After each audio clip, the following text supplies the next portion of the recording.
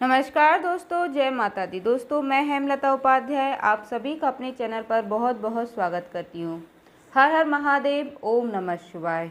दोस्तों, सावन के महीने में भगवान शिव जी की पूजा पाठ का विशेष महत्व रहता है और हिंदू पंचांग के अनुसार इस बार सावन का महीना जो है 11 जुलाई 2025 दिन शुक्रवार से शुरू होगा।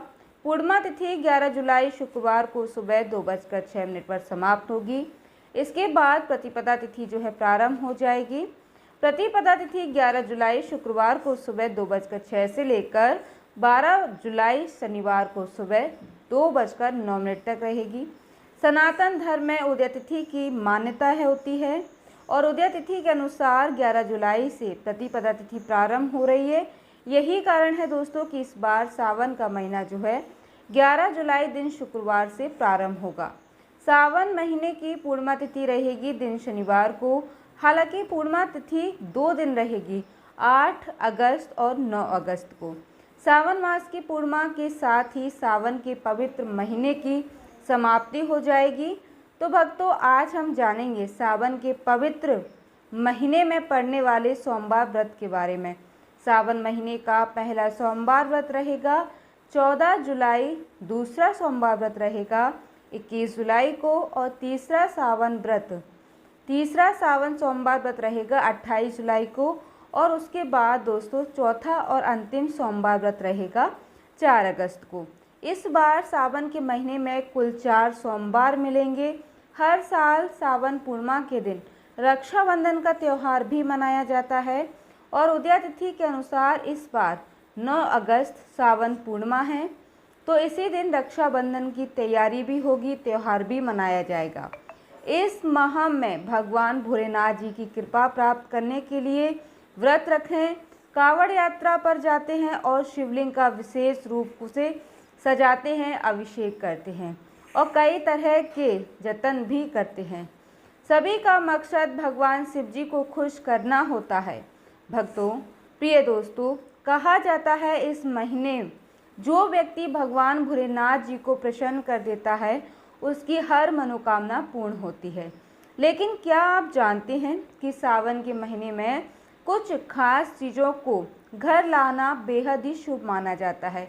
यदि आप सावन माह में इन चीज़ों को अपने घर लाते हैं तो भगवान भोलेनाथ जी प्रसन्न होकर आपकी हर मनोकामना शीघ्र ही पूर्ण कर देते हैं। यह सभी चीज़ें महादेव को अत्यंत प्रिय हैं। इसलिए दोस्तों, भगवान भोलेनाथ भोले भंडारी हैं। वे थोड़े से प्रयास से ही प्रसन्न हो जाते हैं। जो व्यक्ति भगवान भोलेनाथ जी के इन प्रिय वस्तुओं में से कोई एक वस्तु सावन माह में अपने घर लेकर आता है तो भोलेनाथ उसके जीवन की सभी परेशानियों को दूर कर देते हैं। उस व्यक्ति को फिर कभी भी जीवन में धन की कमी नहीं होती। भगवान भोलेनाथ जी उसे मनचाहा वरदान देते हैं। तो चलिए दोस्तों, हम जानते हैं ऐसी कौन सी वह वस्तुएं हैं जिन्हें घर लाने से भगवान भोलेनाथ जी बिना पूजा और व्रत के ही प्रसन्न हो जाते हैं। लेकिन दोस्तों, उससे पहले यदि आप हमारे चैनल पर पहली बार जुड़े हैं तो प्लीज़ दोस्तों वीडियो को लाइक कर दीजिएगा और चैनल को सब्सक्राइब कर लीजिएगा। तो चलिए दोस्तों, अब हम जानते हैं महादेव के प्रिय वस्तु के बारे में। दोस्तों, सबसे पहली चीज़ है भस्म। भस्म भगवान भोलेनाथ जी को सबसे अधिक प्रिय है। सावन मास में आप शिव मंदिर से भस्म लाकर पूजा स्थल में रख सकते हैं। इस भस्म के साथ शिव पूजा करने से बहुत लाभ होता है और बची हुई भस्म को तिजोरी में या धन संग्रह के स्थान पर रखा जा सकता है। इससे धन की कभी भी कमी नहीं होती और भगवान भोलेनाथ जी की कृपा से सभी कष्ट दूर हो जाते हैं। अब दूसरी चीज़ क्या है दोस्तों? रुद्राक्ष। रुद्राक्ष भी भगवान भोलेनाथ को अत्यंत प्रिय है। मान्यता है कि भगवान शिव जी साक्षात इसी रुद्राक्ष में निवास करते हैं। रुद्राक्ष को सावन माह में घर लाने से सुख, सौभाग्य और समृद्धि की प्राप्ति होती है। इसके अलावा शिव जी की कृपा से जीवन की कई समस्याओं से छुटकारा मिल जाता है। देखिए दोस्तों, रुद्राक्ष एक प्रकार का फल होता है। इसे शिव जी का ही अंश माना जाता है। शिव पुराण में भी बताया गया है कि रुद्राक्ष की उत्पत्ति शिव जी के आंसुओं से हुई। अगर आप रुद्राक्ष की माला धारण करने के बारे में सोच रहे हैं तो सावन का महीना इसके लिए सबसे उत्तम है। मान्यता है दोस्तों कि रुद्राक्ष को धारण करने से न सिर्फ आपके ऊपर सभी प्रकार के अशुभ ग्रहों का प्रभाव कम होता है, बल्कि यह शांति और सुकून भी प्रदान करता है। दो मुखी रुद्राक्ष को धारण करने से आप अपने परिवार के लोगों में संतुलन स्थापित कर सकते हैं। दोस्तों, आप चाहे तो गौरी शंकर रुद्राक्ष को पहनकर अपने वैवाहिक संबंधों में मिठास को बढ़ा सकते हैं। अगली वस्तु है दोस्तों गंगा जल। भगवान भोलेनाथ जी को जल एवं गंगा जल दोनों ही बहुत प्रिय हैं। यह वजह है कि शिवलिंग पर बस एक लोटा जल चढ़ाने से ही शिव जी प्रसन्न हो जाते हैं। गंगा जल महादेव जी को अत्यंत प्रिय है। गंगा जी को महादेव ने अपने सिर पर विराजमान किया हुआ है। ऐसे में यदि आप सावन के महीने में गंगा जल लाकर उसे शिव जी का अभिषेक करें तो आपको उनका आशीर्वाद ज़रूर प्राप्त होगा। भोलेनाथ आपके घर में धन की वर्षा कर देंगे। आपको कभी आर्थिक तंगी का सामना नहीं करना पड़ेगा। थोड़ा सा गंगा जल सावन के माह में अपने मंदिर में लाकर अवश्य ही रखना चाहिए। ऐसा करने से भगवान भोलेनाथ जी का आशीर्वाद सदा बना रहता है। अगली चीज़ है दोस्तों बेलपत्र। दोस्तों, बेलपत्र भक्तों, पौराणिक कथाओं में शिव जी पूजा में बेलपत्र का विशेष महत्व बताया गया है।